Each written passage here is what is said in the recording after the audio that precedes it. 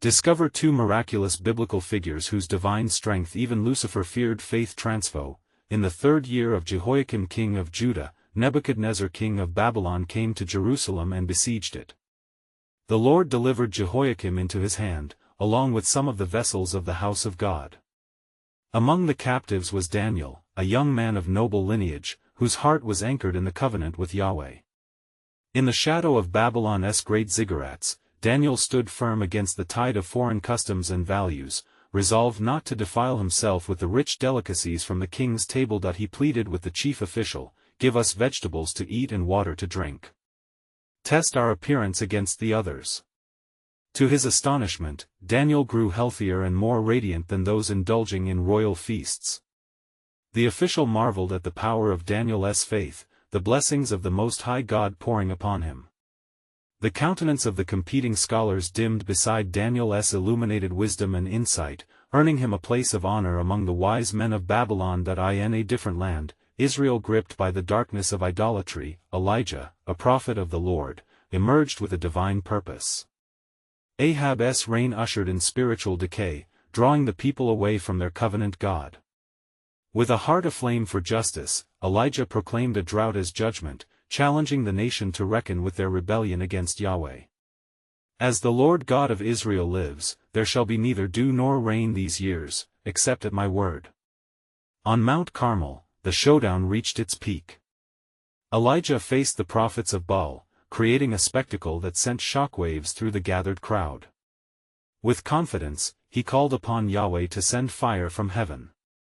The sky erupted with divine fire, consuming the sacrifice, the wood, the stones, and the very dust. Awe filled the hearts of the people, as cries rang out, "The Lord, He is God."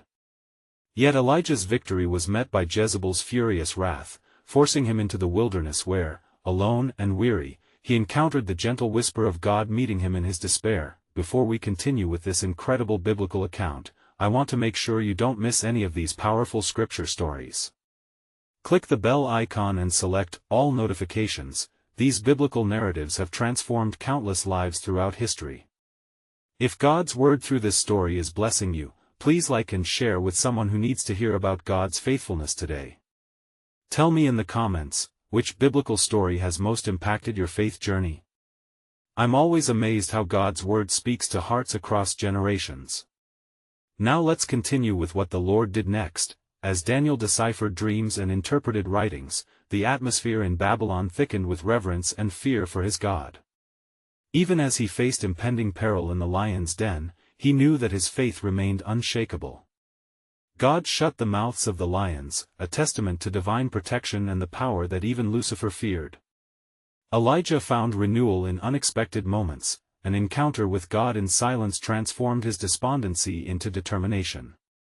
Divinely strengthened, he returned to confront the darkness once more, igniting a prophetic movement that would awaken Israel from spiritual slumber. Each man, separated by land and circumstance, united under the banner of unwavering faith, stood as pillars against the encroaching darkness. Their paths, however, left lingering questions woven into the fabric of their souls. Would their stories continue to echo in the annals of time? An unease remained, urging us to search for God's unfathomable purposes, wondering how their steadfast spirits would sculpt the destinies of their people. The stage awaited, beneath God's watchful eye, unfolding just beyond sight.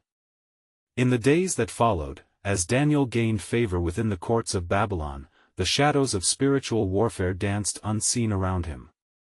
The king was troubled by dreams that stirred his spirit, dreams that echoed with divine significance. Nebuchadnezzar, troubled and anxious, called forth the wise men of Babylon, the magicians, the enchanters, the sorcerers, and the Chaldeans.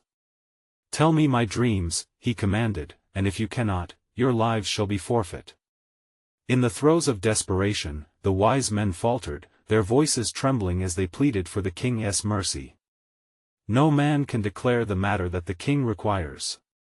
It is a thing that only the gods can reveal, and their dwelling is not with flesh. Daniel, foreseeing the dire fate that awaited them all, petitioned the king for time, promising he would unveil the mystery. Daniel retreated to his chamber, gathering his friends Hananiah, Mishael, and Azariah, and together they sought the mercy of the God of heaven. They prayed fervently, calling on Yahweh, who alone holds the secrets of the ages, imploring him to reveal the dream to them. As night unfolded, the heavens responded, and a vision came to Daniel in a dream, the answer resting in the grace of the Almighty. When the dawn broke, Daniel rose with the Spirit of the Lord guiding him. He made his way to the king, whose heart was fraught with fear. "O king," Daniel proclaimed, "the God of heaven has revealed the dream you sought.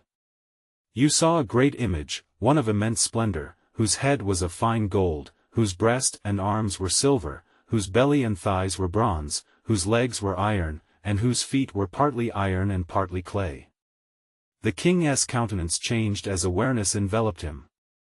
"This image, O king, denotes kingdoms that shall arise, and yet it is followed by a stone cut without hands, which shall smite the image upon its feet, and break them in pieces." Nebuchadnezzar's heart filled with awe as he realized the gravity of the revelation presented before him. "Truly, your God is the God of gods, the Lord of kings, the revealer of secrets," he declared, bowing before Daniel and acknowledging the supremacy of Yahweh. Meanwhile, in another part of the land, Elijah's spirit was further ignited by the promises of the one who calls things as though they were. Gathering the children of Israel, he asked them, "How long will you waver between two opinions? If the Lord is God, follow him, but if Baal is God, then follow him." The choice before the people rippled through their souls, compelling them to confront their divided hearts. In the next confrontation with false prophets, Elijah again escalated the dramatic tension. He instructed them to prepare their sacrifice, calling down fire from heaven once more.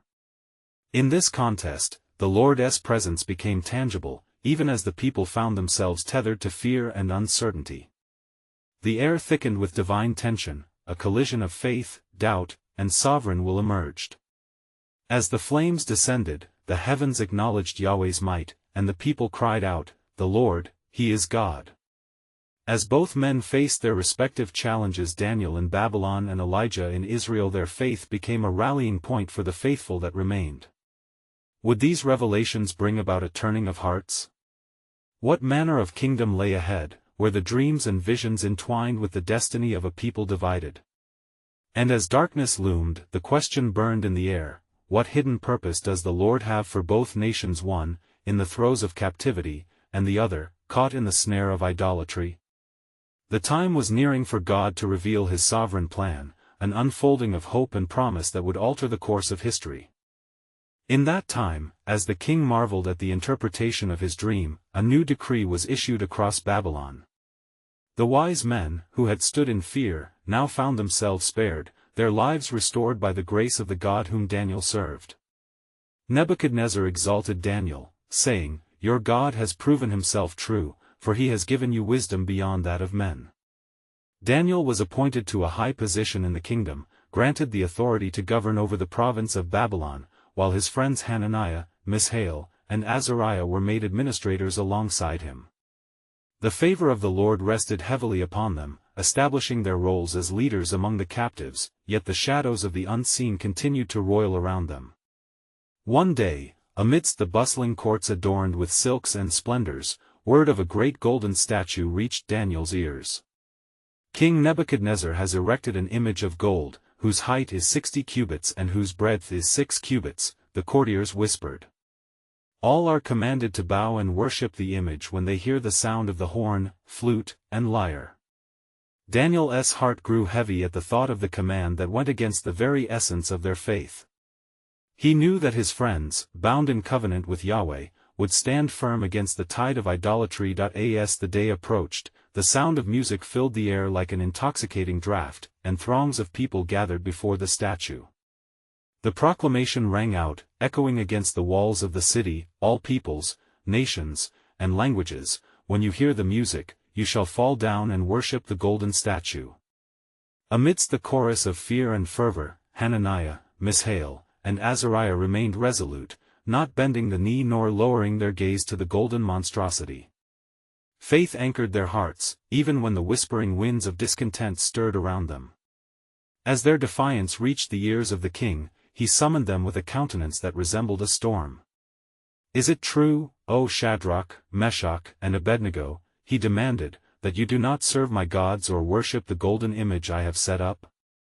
The flames of his wrath flickered in his eyes. With unwavering spirit, the three stood before him, their voices united as one. "O Nebuchadnezzar," they responded, "we have no need to answer you in this matter. If this be so, our God whom we serve is able to deliver us from the burning fiery furnace, and he will deliver us out of your hand, O king. But if not, be it known to you that we will not serve your gods or worship the golden image." The king's fury blazed hotter than the flames that awaited them, and he ordered the furnace stoked 7 times hotter. Bound and cast into the heart of the fire, their faith was a beacon amidst the roaring inferno, prompting the very heavens to take notice. As the flames danced violently, a hush fell over the onlookers.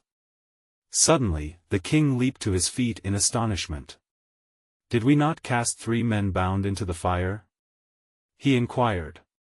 "Lo! I see 4 men unbound, walking in the midst of the fire, and they are not hurt, and the appearance of the 4th is like a son of the gods." God's presence was manifest among his faithful, a divine protection that no earthly power could sever. In the midst of fiery trials, he revealed himself, unyielding and true.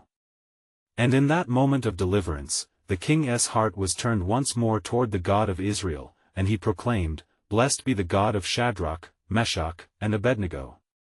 Thus, as the hearts of men were stirred and faith was kindled, the narrative of God's sovereign plan continued to unfold, a testament to his unmatched strength, beckoning all nations to recognize his glory. But what mysterious purpose lies ahead, hidden beyond the veil of these trials? What further wonders does the Almighty have in store for his people, when the stage is set for the ultimate confrontation between light and darkness? The answer awaited in the heart of history yet to unfold. In the aftermath of the miraculous deliverance, the king, filled with wonder, sought to elevate the God of Shadrach, Meshach, and Abednego beyond mere acknowledgement.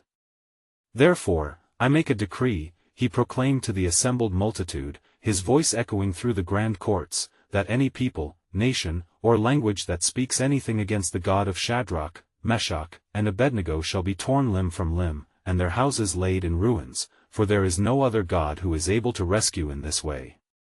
The words of Nebuchadnezzar rang with authority, and the fear of the Lord swept through the land, a testament to his undeniable power. Yet while the king's heart lingered upon the wings of awe, the faithful trio remained vigilant. The foundation of their faith had not wavered, for they knew their God was not only a God of deliverance but also a God of covenant and holiness. As Daniel continued to serve in his esteemed position, wisdom flowed through him like water from a wellspring, and God's favor shone brightly upon his path. He sought the welfare of Babylon and prayed daily for the city, as the prophet Jeremiah had instructed. Nevertheless, his heart was firmly anchored in the promises of the Lord God of Israel. One day, as Daniel sat in his chamber, he was deeply troubled by a vision that bore down upon him. The fear of the unknown gripped his spirit, twisting it with perplexity. He beheld 4 great beasts rising out of the sea, each more fearsome than the last. The first was like a lion with eagle's wings, the second like a bear raised up on one side, the third like a leopard with 4 wings, and the fourth a dreadful and terrible beast, with iron teeth and 10 horns. Who can interpret such wonders? Daniel lamented, for the vision stirred within him a dread of impending trials. He knew not the entirety of the revelation, but he found solace in the presence of the Lord, for he was ever faithful. As he sought understanding, the Spirit of the Most High moved upon him, and he was reminded of the sovereignty of God over these kingdoms. "Fear not, Daniel," came a voice like thunder, piercing through the shadows and illuminating his heart with truth. "For the Ancient of Days shall judge the nations, and the dominion of these beasts will be taken away. The saints of the Most High shall receive the kingdom and possess it forever and ever." Strengthened by this divine assurance, Daniel wrote down the vision with haste and understanding. He felt compelled to share these revelations, for within them lay both a warning and an encouragement. The faithful would endure, and victory would be theirs, not by might nor by power, but by the Spirit of the Lord. In the days that followed, word of the vision spread like swift wind, rippling through the courts of Babylon. The king himself pondered over this new prophetic utterance, even as his heart began to recognize the authority of Daniel's God, but midst the profound revelations, darkness loomed on the horizon. A shadowy figure stirred among the forces of Babylon, the spirit of pride and deception, whispering lies into the hearts of men, including Nebuchadnezzar himself. In a moment of hubris, he would soon challenge the very God whom he had exalted. Thus, the saga continued, weaving through the lives of Daniel and the faithful, as the fabric of prophecy began to unravel further. What trials awaited the people of God in the press of this looming conflict? And how would the hand of the Almighty demonstrate his unyielding strength amidst the rising tide of opposition? The divine narrative was poised on the edge of revelation, waiting for the appointed time, revealing his sovereign plan through the tapestry of history to come. In the days that followed the king's proclamation, a transformation flickered within the heart of Nebuchadnezzar. The awe he felt in the presence of Daniel's God began to wane under the weight of pride. Insidiously, the spirit of arrogance breathed confidence into his soul, as though he could stand unchallenged against the Almighty. He began to envision himself as sovereign, greater than the heavenly powers surrounding him, and so, in the shadow of the looming dark clouds of pride, the king devised a statue of gold, a towering monument that reflected his glory and power. "To you, O people," he declared to the multitude gathered in the plain of Dura, "the time has come to bow before this image, for in it lies our greatness." The instruments were called forth, and a proclamation was spread throughout the land. At the sound of the music, all must fall down and worship the golden image. Yet Shadrach, Meshach, and Abednego, steadfast in their faith, stood resolute. They remembered the words of their forefathers, calling to mind the covenant made at Sinai. "You shall have no other gods before me," they resolved in their hearts, refusing to bow before any image crafted by man's hands. Word reached the king, and his anger blazed like a furnace. "Is it true, O Shadrach, Meshach, and Abednego, that you do not serve my gods nor worship the golden image?" He thundered, a storm brewing in his chest. The three replied with courage, "O king, we have no need to answer you in this matter. Our God whom we serve is able to deliver us from the burning fiery furnace, and he will deliver us from your hand, O king. But if not, let it be known to you that we will not serve your gods, nor will we worship the golden image you have set up." With boiling rage, Nebuchadnezzar commanded the furnace to be heated 7 times hotter than usual. The flames leaped high, consuming the guards who drew near. Bound in their garments, Shadrach, Meshach, and Abednego were thrown into the fiery depth. Yet inside the furnace, a divine presence stirred. A fourth figure appeared with them, described as one like the Son of God.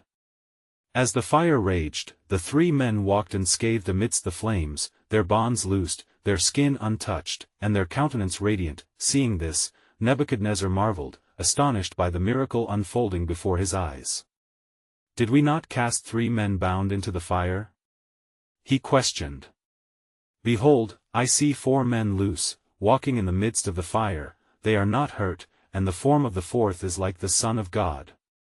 In that moment, his heart trembled with fear and awe, for the very divine power he sought to oppose stood beside those whom he had condemned. The king's voice tremored as he called to them, "Shadrach, Meshach, and Abednego, servants of the Most High God, come out and come here." As they emerged from the furnace, unharmed and unburned, the people beheld the mighty hand of God at work, producing signs and wonders that pointed to his righteousness. The king, now in humility, praised the God of Israel, proclaiming, "Blessed be the God of Shadrach, Meshach, and Abednego, who sent his angel and delivered his servants who trusted in him." Thus a decree was issued that all in the realm should honor the living God, whose power could save from destruction. Yet deeper still resonated the heart of Daniel, as he perceived a layer of revelation stirring, whispering of a greater deliverance that was to come. What future events lay woven into the fabric of God's sovereign plan? The dynamics of the kingdom were shifting, yet the true power behind it was far greater than Nebuchadnezzar could know. As Daniel continued to seek the face of the Lord amidst the trials that beset them, the essence of his faith reminded him that God's supreme authority would ultimately triumph over all flesh. The saga was far from over, and the people were called to watch, for greater revelations awaited, embodying the very purpose of heaven. In the days that followed the miraculous deliverance of Shadrach, Meshach, and Abednego from the fiery furnace, Nebuchadnezzar's heart was tumultuously torn between reverence and disdain. Despite his declaration of praise to the God of Israel, arrogance continued to lurk within him, festering like a hidden wound. He wrestled with the truth of the divine and the echo of his own pride, as shadows of doubt whispered insidiously into his ear. One day, as he strolled upon the battlements of his palace, he gazed out upon the vastness of Babylon's splendor, the mighty walls, the hanging gardens, the golden rooftops reflecting the sunlight. In that moment, Nebuchadnezzar's spirit swelled with the intoxication of glory. "Is this not Babylon the Great, which I have built for a royal dwelling by my mighty power and for the honor of my majesty?" He boasted aloud, but the heavens heard his words, and a voice echoed through the corridors of time and space, cutting through the veil of his pride. "O Nebuchadnezzar, to you it is spoken, the kingdom has departed from you." Instantly, the king's countenance fell.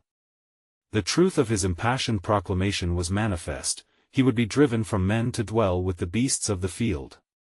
His heart turned to that of a wild animal, and he wandered in the wilderness. His sanity vanished like smoke in the wind. The cries of the people shifted as they witnessed the fall of their once mighty king.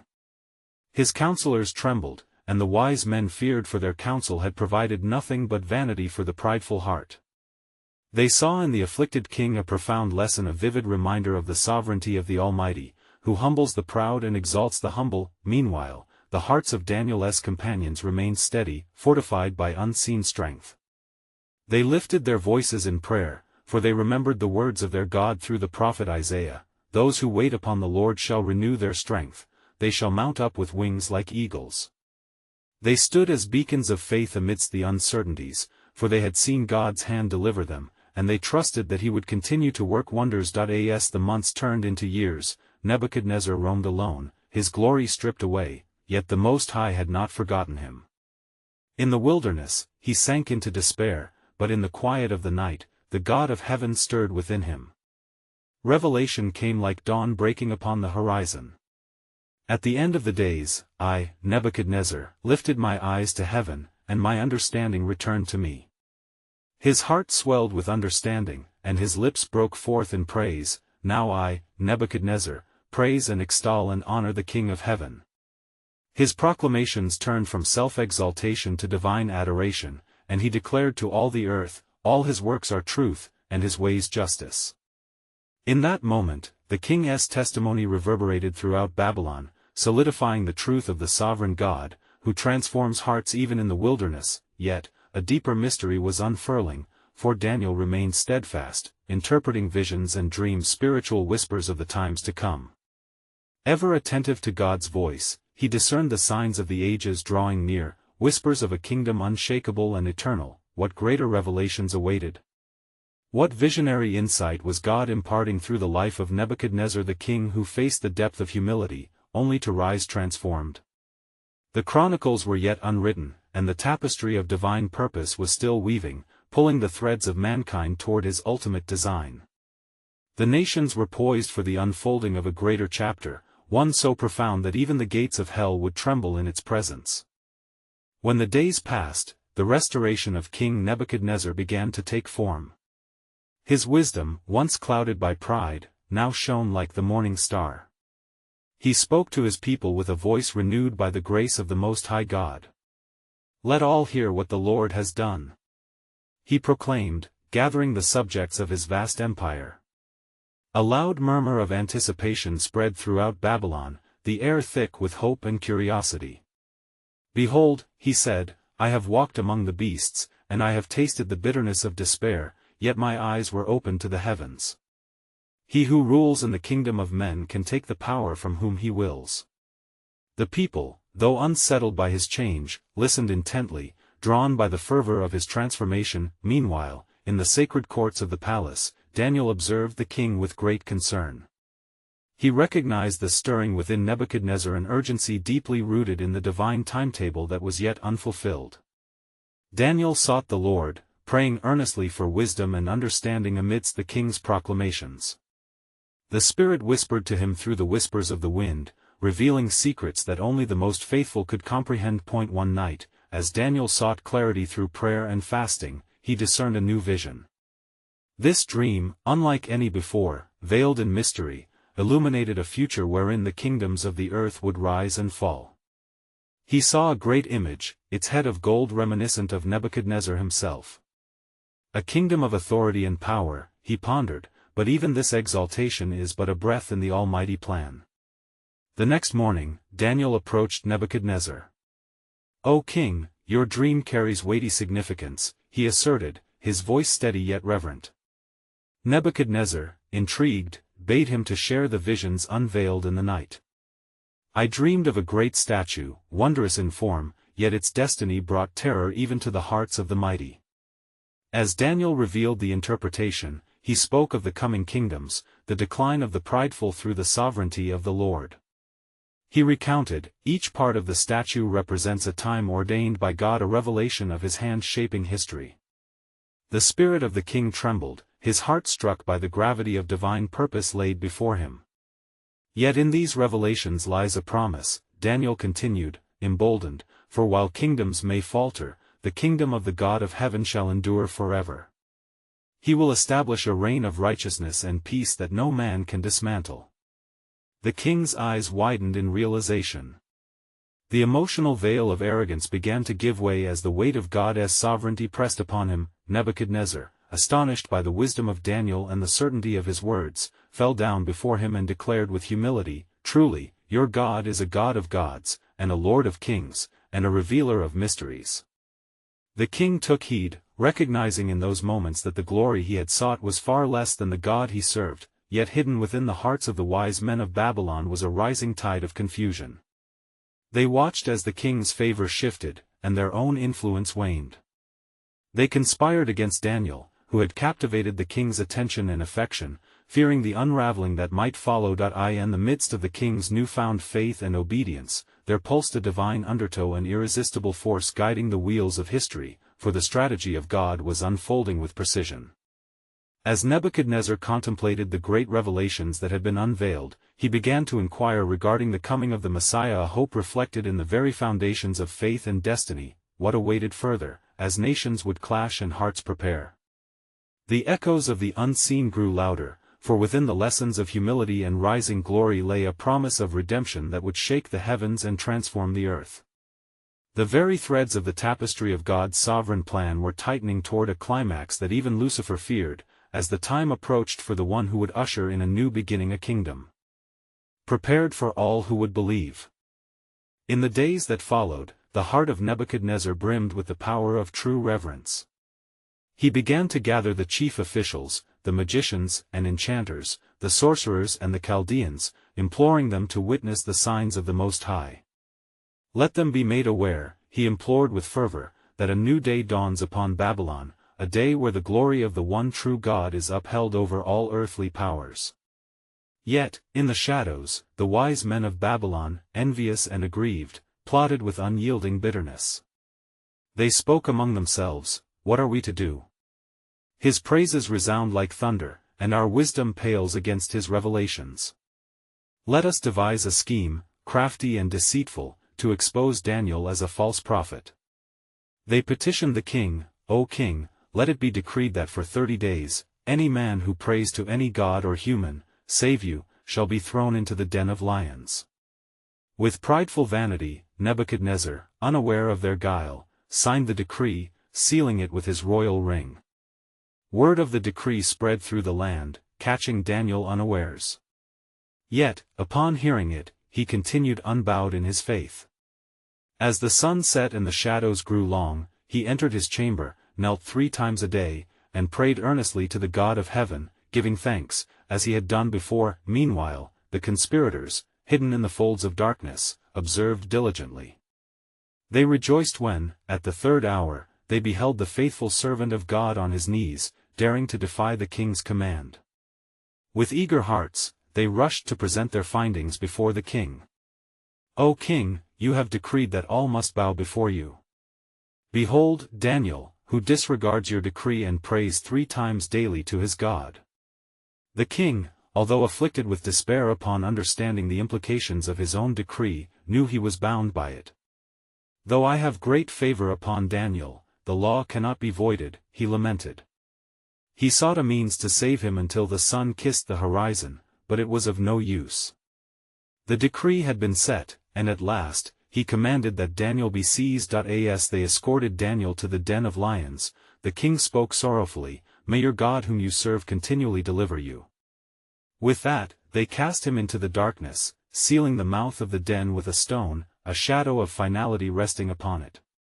The king returned to his palace and fasted through the night, troubled in spirit as he awaited dawn, but God, who watches over his own, sent his angel, and he shut the mouths of the lions.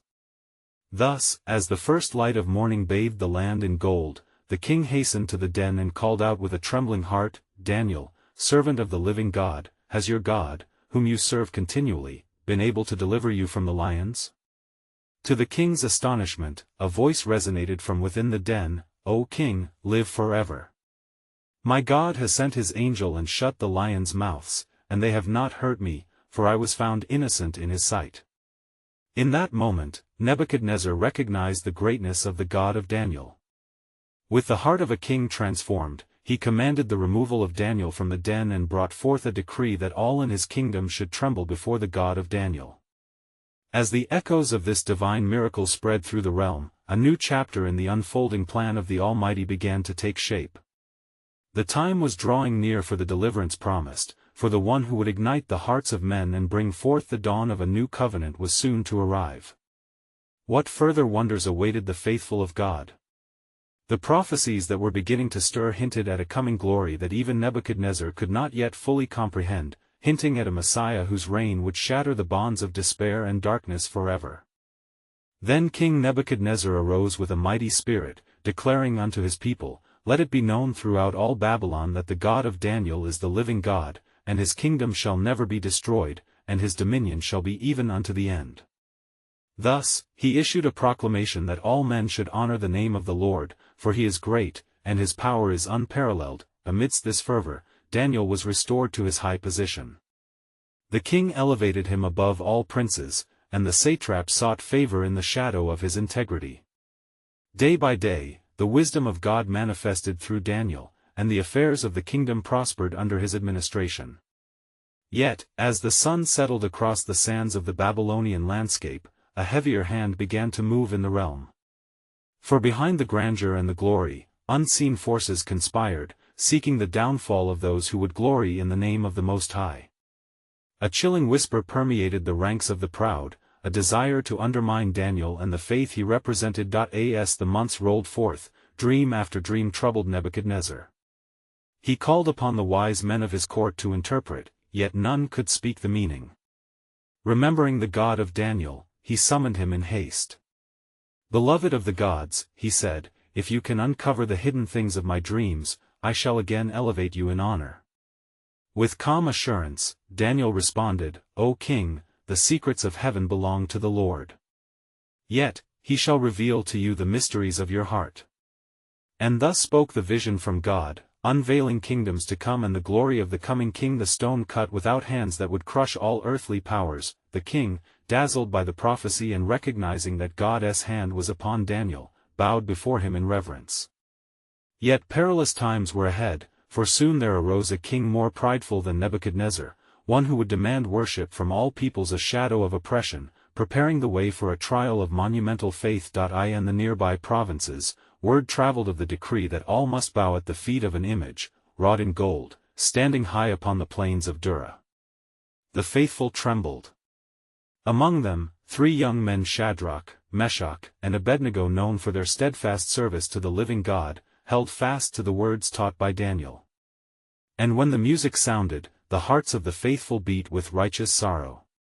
"Will we deny the God who sustains us?" they whispered to one another. "Shall we yield to the pressures of man when our Lord reigns over all?" Thus they stood firm, though the flames of the furnace loomed menacingly behind them, casting a shadow of fear over their fates. It came to pass that they were brought before the king, and with a heart irrevocably compiled of resolve, they answered, "O Nebuchadnezzar, we have no need to answer you in this matter. Our God whom we serve is able to deliver us. But if not, let it be known to you that we will not bow." In that moment, a profound stillness enveloped the room. Nebuchadnezzar's fury ignited the flames, and he commanded that they be thrown into the fire. Yet, the God who sustains did not abandon his own, and as the fire raged hotter, a divine victory loomed upon the horizon, one that would again unveil the might and sovereignty of the Lord. Amidst the roaring flames, the heavens stirred, and God prepared a wonder that would both avert doom and uphold his name. What further miracles awaited these faithful servants? The promise of deliverance gleamed brightly, hinting at the unfathomable realities that would soon unfold, revealing the power of a God who walks with his people even through the fire. In the days that followed the deliverance of Shadrach, Meshach, and Abednego, the kingdom of Babylon continued to witness the unfurling of God's sovereign plan. Nebuchadnezzar, having experienced the miraculous might of the Lord, now understood that his reign was more than earthly. It was a stage upon which the Almighty displayed his glory. Meanwhile, Daniel, abundantly gifted with wisdom, found favor not only in the eyes of the king but also among the people, who began to call upon the name of Yahweh in reverent awe. His faithful service illuminated the hearts of many, and conversations of the true God spread through the streets of Babylon. The divine hand of destiny was at play, weaving faith and hope into the very fabric of the land. Yet, a test of faith loomed, a final confrontation that would require the utmost endurance of those who stood strong in the covenant. Word reached Daniel that another decree was forged by the forces of darkness, aimed at quenching the light of the faithful. All must bow to the image of the king, the edict boldly proclaimed, and thus the faithful hearts were tested once again. Trust in God, Daniel encouraged his friends. Though the furnace is heated, our testimony will shine forth as a beacon of hope. And so, resolute in their convictions, the three stood firm, proclaiming with fervor, "We serve the living God, and we shall not bow." The time arrived when the music played, and the throngs of Babylon fell prostrate before the golden image. But three stood defiant amidst the chorus of despair, their backs straight, their hearts steadfast. Nebuchadnezzar, peering from his lofty throne, was infuriated upon seeing their rebellion. "Bring them forth," he commanded, his voice a tempest in the halls of power. As they were summoned before the king, they stood with unwavering faith, their hearts aflame with the righteousness of God. "O Nebuchadnezzar," they proclaimed, "we have no need to answer you concerning this matter. Our God whom we serve is able to deliver us from the fiery furnace, and he will deliver us from your hand, O king. But if not, be it known that we will not serve your gods or worship the golden image." Fury consumed the king, a whirlwind of rage and disbelief. "Heat the furnace 7 times hotter," he bellowed, as the flames roared, ferociously licking the air surrounding them. Bound and cast into the inferno, the three faithful men became a symbol of courage, their courageous stance echoing through the corridors of time. But as the flames devoured the cords that bound them, a fourth figure appeared in the fire, radiant and glorious. Nebuchadnezzar's eyes widened in astonishment as he witnessed God's abiding presence protecting his faithful servants. "Did we not cast 3 men bound into the fire?" he questioned in disbelief. "Behold, I see 4 men unbound, walking in the midst of the fire, without harm, and the fourth looks like a son of the gods." In that moment, the king was transformed, a revelation ignited within him. He called them forth, his voice tendering towards awe, "Shadrach, Meshach, and Abednego, servants of the Most High God, come out." As they emerged, unharmed, a holy silence enveloped the crowd, and murmurs of faith stirred among the onlookers. The mighty hand of God had indeed wrought a miraculous deliverance. "I decree," Nebuchadnezzar thundered with newfound humility, "that all people, nations, and languages who speak against the God of Shadrach, Meshach, and Abednego shall be torn limb from limb, for there is no other God who can deliver in this way."